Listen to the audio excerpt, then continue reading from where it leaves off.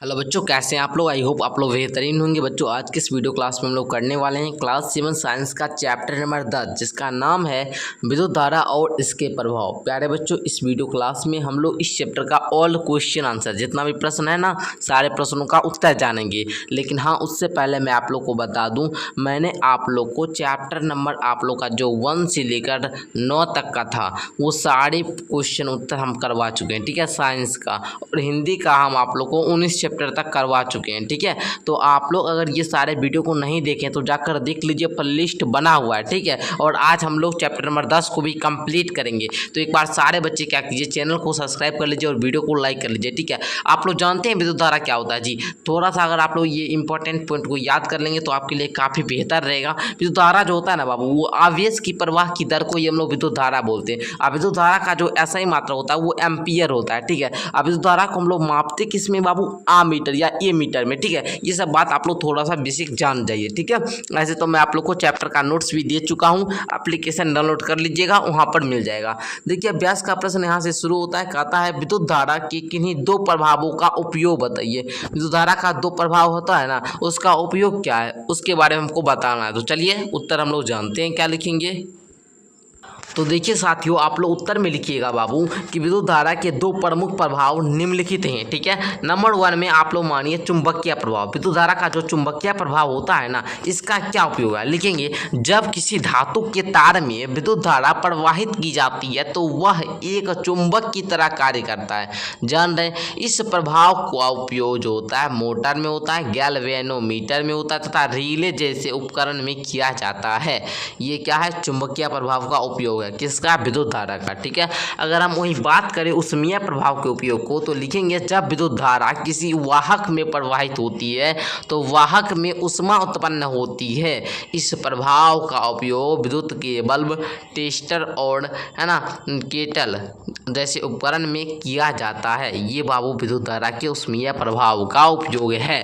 ठीक है, तो हम दो प्रभाव का उपयोग बता दिए, एक चुंबकीय प्रभाव और एक क्या आप लोगों का उष्मीय प्रभाव। लिख लेंगे यहाँ पर इन प्रभावों का उपयोग विद्युत उपकरणों और यंत्रों में किया जाता है। किसका, उष्मीय प्रभाव का। ठीक है, आप लोग जान ही पा रहे हैं। ठीक है, चलिए नेक्स्ट देखेंगे। कहता है दूसरा, बैटरी और सेल में अंतर लिखिए। बहुत इंपॉर्टेंट है बैटरी और सेल। देखिए, ये आप लोग अगर अच्छे तरीक़ा से इसको जानना चाहिएगा तो ये 10th में अच्छे तरीके से विस्तार रूप में दिया है। लेकिन थोड़ा सा आप लोग लिखेंगे बैटरी और सेल में निम्नलिखित अंतर है। संरचना की बात करें तो सेल में एक विद्युत सेल होता है जबकि बैटरी में कोई विद्युत सेल का समूह नहीं होता। ये अंतर हुआ। ठीक है, सेल में क्या होता है, सेल माने आप लोग जान ही रहे हैं, अब बैटरी मतलब भी जान रहे हैं। ठीक है ना, उसमें एक विद्युत सेल होता है लेकिन इसमें विद्युत सेल नहीं होता है। टर्मिनल की बात करें तो सेल में 2 टर्मिनल होते हैं, ऋणात्मक धनात्मक, जबकि बैटरी में इन टर्मिनलों का समूह होता है। ठीक है, अच्छा विद्युत धारा की बात करें तो सेल में विद्युत धारा का प्रभाव कम होता है लेकिन बैटरी में क्या होता है, अधिक होता है। तो इस प्रकार आप लोग 3 अंतर तो जान गए। अगर उपयोग की बात करें तो सेल का उपयोग प्राय छोटे उपकरणों में किया जाता है जबकि बैटरी का उपयोग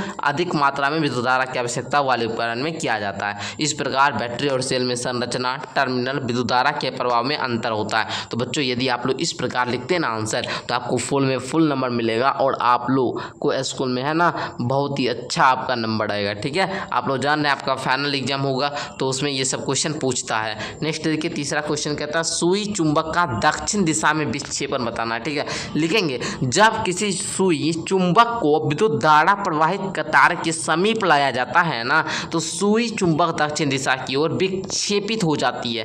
तो या इस कारण होता क्या है कि विद्युत धारा प्रवाहित तार के चारों ओर एक चुंबकीय क्षेत्र बनता है। ठीक है, जिससे आप लोग समझ ही पा रहे होंगे इस चुंबकीय क्षेत्र का दिशा क्या होता है, उत्तर दक्षिण होता है। ठीक है, चलिए जी बहुत अच्छी बात है, आप लोग समझिए। आगे देखिएगा, इसी में लिखिएगा सुई चुंबक का उत्तरी ध्रुव इस चुंबकीय क्षेत्र के दक्षिणी ध्रुव की ओर आकर्षित होता है, इसलिए सुई चुंबक दक्षिण दिशा की ओर विक्षेपित होता है। इस प्रकार विद्युत धारा प्रवाहित तार के चुंबकीय प्रभाव के कारण सुई चुंबक दक्षिण दिशा में विक्षेपित होता है। चलिए कितने बच्चे को समझ में आ गया, लिखिए आप लोग 100% से समझ में आ गया 100%। और आप लोग जो भी क्लास मेरा क्या कीजिएगा, पूरा कीजिए। ठीक है बाबू, क्योंकि आप लोग को अगर कोई क्वेश्चन छूट जाता है तो फिर दिक्कत हो जाता है और क्लास में आप लोग को पता है कि आप लोग क्वेश्चन समझ जाते हैं कैसे उत्तर लिखना होता है। ठीक है, चलिए प्रश्न संख्या 4 आप लोग का कह रहा है बाबू विद्युत चुंबक का उपयोग कचरे से धातु है ना, कचरे से धातुओं को अलग करने में होता है। जान ही रहे हैं तो भाई इसके बारे में आप लोग उत्तर में लिखेंगे विद्युत चुंबक का उपयोग कचरे से चुंबकीय धातु वस्तुओं को अलग करने के लिए किया जाता है। इस प्रक्रिया में निम्नलिखित कदम है। कौन कौन सा चरण है जरा सा समझेंगे बाबू।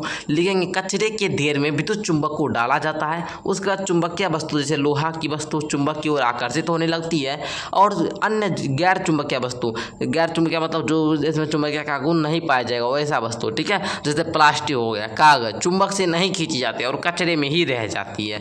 इस प्रकार चुंबकीय वस्तुएं अलग कर ली जाती है और उन्हें उपयोग के लिए रखा जा सकता है। इस तरह विद्युत चुंबक का उपयोग कचरे से उपयोगी धातु वस्तुओं को अलग करने में किया जाता है। चलिए जी समझ में आ जाना। चलिए कितने बच्चों को समझ में आ गया, एक बार यस सर लिखेंगे। चलिए नेक्स्ट अब देखिए बाबू, कहता है 5 नंबर क्वेश्चन, रिक्त स्थानों की पूर्ति करना है, खाली जगहों को भरना है। कहता है विद्युत धारा के उष्मीय प्रभाव आधारित सुरक्षा युक्ति को हम लोग क्या कहते हैं, आप लोग जान ही पा रहे हैं, क्या कहते हैं जी, फ्यूज। क्या कहते हैं, फ्यूज कहते हैं। क्या कहते हैं, फ्यूज, फ्यूज कहते हैं, ठीक है, फ्यूज आप लोग लिख लेंगे। 2 या 2 से अधिक सेलों के संयोजन, देखिए जिन बच्चों को लिखने नहीं आता है वो यहाँ पर देख लेंगे फ्यूज किस प्रकार लिखा जाता है, ठीक है। चलिए जी आप लोग देख लिए। चलिए अब देखिए बाबू, कहता है 2 या 2 से अधिक सेलों के संयोजन को डैश कहते हैं। क्या कहते हैं, तो बैटरी कहते हैं सर। क्या कहते हैं जी, बैटरी कहते हैं, बैटरी लिख लेंगे।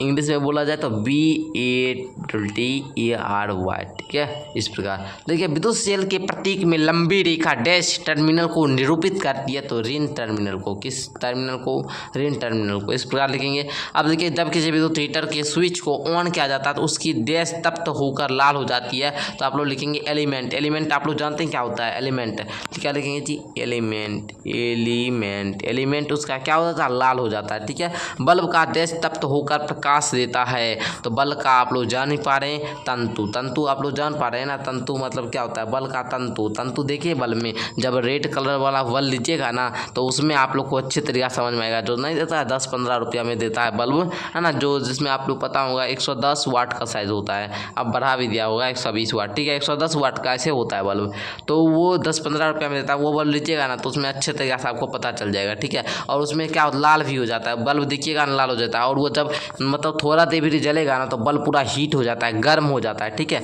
आप लोग देखेंगे वो। चलिए आगे देखिए, निम्नलिखित कथन सत्य हैं या सत्य, इसके बारे में लिखना कहता है। जब किसी फ्यूज से निश्चित सीमा से अधिक विद्युत धारा प्रवाहित होती है तो वह पिघल कर टूट या जल जाता है। ये कथन क्या है, सत्य है या असत्य, जल्दी से आप लोग बताएं। तो देखिए बाबू आप लोग यहाँ पर ही देख लीजिए, यहाँ पर जो फर्स्ट कथन है ये सत्य है, ठीक है। उसके बाद विद्युत चुंबक चुंबकीय पदार्थ को आकर्षित करता है, ये बात भी क्या है, सत्य है। विद्युत चुंबक जो होता है वो चुंबकीय पदार्थ को आकर्षित करता है, ठीक है। और चुंबकीय पदार्थ कौन सा हुआ, वैसा पदार्थ जिसमें चुंबक का गुण नहीं पाया जाता उसको अचुंबकीय या गैर चुंबकीय पदार्थ बोलते हैं, ठीक है। चुंबकीय पदार्थ जिसमें चुंबक का गुण पाया जाता है, ठीक है, जैसे में आप लोग जान ही रहे हैं, कोबाल्ट हो गया, ठीक है, निकेल हो गया, ये सब आप लोग जान ही पा रहे हैं, लोहा हो, ठीक है ना। इसमें देखिए लोहा में तो नहीं ऐसे आप लोग मानिए, ठीक है, लोहा में भी पाया जाता है, लोहा में भी चुंबकीय पदार्थ हुआ, ठीक है। चलिए सुई चुंबक है ना, विद्युत प्रवाहित तार के निकट लाने पर विक्षेपित नहीं होती है, तो ये असत्य हो जाएगा, ठीक है। CFL में अपेक्षाकृत कम विद्युत ऊर्जा खर्च होती है, तो ये बात असत्य हो जाएगा। तो बताइए आप लोग को ये सारा कुछ समझ में आ गया ना। चलिए इस प्रकार बच्चों आप लोग का ये चैप्टर का ऑल क्वेश्चन आंसर कंप्लीट होता है, ठीक है। चलिए मैं ऐसा करता हूँ कि आप सारे क्वेश्चन को याद अच्छी तरीके से कर लेंगे, और इसमें जो भी इंपॉर्टेंट पॉइंट है ना सारा पॉइंट मैं आप लोग को नोट्स में दे चुका हूँ। पूरा अच्छे तरीके से अगर याद करेंगे तो ये चैप्टर आपका बिल्कुल क्लियर हो जाएगा। और वो नोट्स आप लोग अगर लेना चाहते हैं तो आप लोग को करना क्या होगा, डिस्क्रिप्शन में यहाँ पर आप लोग को माई ऐप ऐसे दिखेगा, ठीक है। और यहाँ पर आप लोग का क्या होगा बाबू, यहाँ पर ब्लू कलर में HTT ऐसे कुछ लिखा होगा, उस पर क्लिक करके आप लोग एप्लीकेशन डाउनलोड कर लीजिएगा, ऐप को डाउनलोड कर लीजिएगा, वहाँ से जाकर आप लोग कोर्स ले सकते हैं, क्लास 7 का नोट्स ले सकते हैं। धन्यवाद।